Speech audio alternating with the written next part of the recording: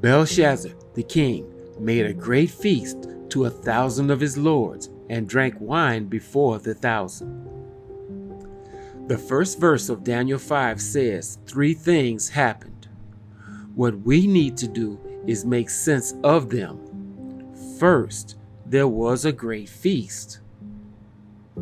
In an earlier study, it was stated that Solomon's temple represented the glory of Israel, which would be the prophetic fulfillment of the great gospel commission of Matthew 24 and verse 14.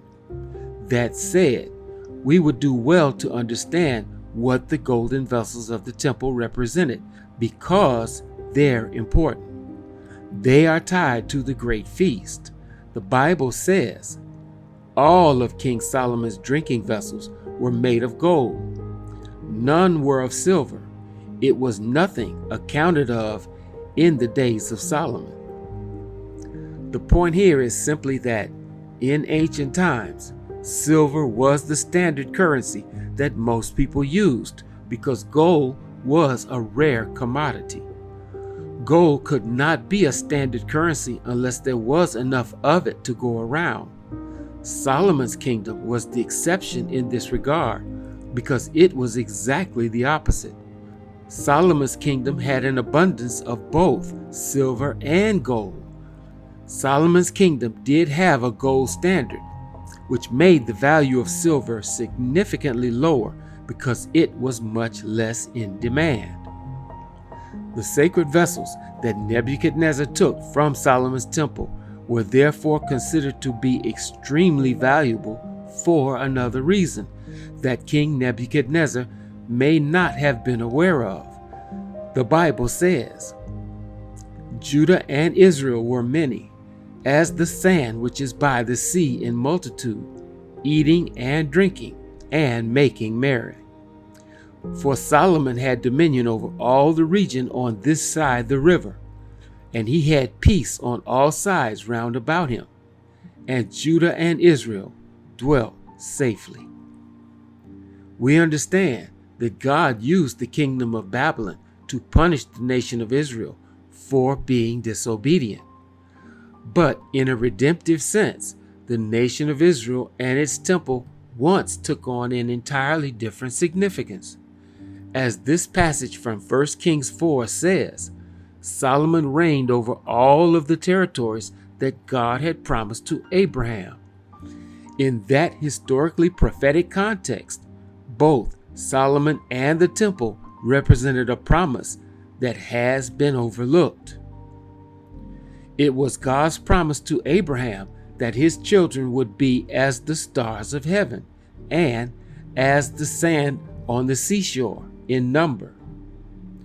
That was God's promise, along with the land contract that God made with his servant Abram in that day. That was God's promise, and he did honor it. In an earlier study of the tabernacle, it was stated that Solomon's temple represented the great gospel commission of Matthew 24:14, finally being fulfilled. We're seeing that same prophetic scenario here in 1 Kings 4. The occasion of Israel's celebration really was a joyous time, given the fact that it had taken the Israelites 1,000 years of disappointments, setbacks, and struggles in order to settle the promised land. Understand that David, the conquering king, gave to his son the kingdom of Israel with its borders firmly established according to the promise. That was God doing in history what would eventually happen in prophecy. Here in Daniel 5, the thing to note carefully is that Belshazzar's feast is being compared with Israel's celebration concerning its own prophetic destiny. Daniel 5 begins with the occasion of a feast where the king tasted wine. Having done that, he chose to use Solomon's drinking vessels for himself as his 1,000 to drink from. The point is, Babylon is being associated with God's promise to Abraham and his covenant because wine is the fruit of the harvest, and the harvest is the end of the world. It has historically been the case that we don't consider this story from the perspective of the everlasting covenant, which is a mistake, because the first thing that God does is point to its fulfillment. Remember, the point of issue between these two kingdoms was whose God was more powerful. Given the fact that Babylon had conquered Israel and had taken the nation captive, King Belshazzar naturally assumed that the gods he served were more powerful than Israel's God. The point is made that Belshazzar's feast was for him what Solomon's celebration had been earlier, which explains why the Bible says, "The king and his princes, his wives, and his concubines drank wine and praised the gods of gold and of silver, of brass, of iron, of wood, and of stone." Verse 4 says the king praised the gods of 6 different materials, all of which were used to build some sort of idol. The question is, why would they praise these gods?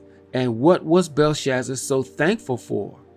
Clearly, his voice of praise was him declaring that he chose to serve a pantheon of idols, because the list of materials mentioned here includes every one that a person could use in building an idol.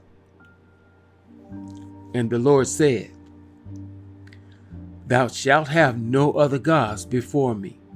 Thou shalt not make unto thee any graven image, or any likeness of anything that is in the heaven above, or that is in the earth beneath, or that is in the water under the earth." It is disappointing that Belshazzar was an idolater, but God's point here is that at this point, after everything that God had given to his grandfather, who extolled the excellence and the praises of the God of Israel, here is his grandson going in the opposite direction. Not only has he rejected the God of Israel and his grandfather's witness of righteousness by faith, but he's taken it to the other extreme. This verse says, Belshazzar is praising the virtues of every form of idolatry that man is capable of. Then they brought the golden vessels that were taken out of the temple of the house of God, which was at Jerusalem. And the king and his princes, his wives, and his concubines drank in them, and praised the gods of gold and of silver, of brass, of iron, of wood, and of stone. In the same hour came forth fingers of a man's hand, and wrote over against the candlestick upon the plaster of the wall of the king's palace.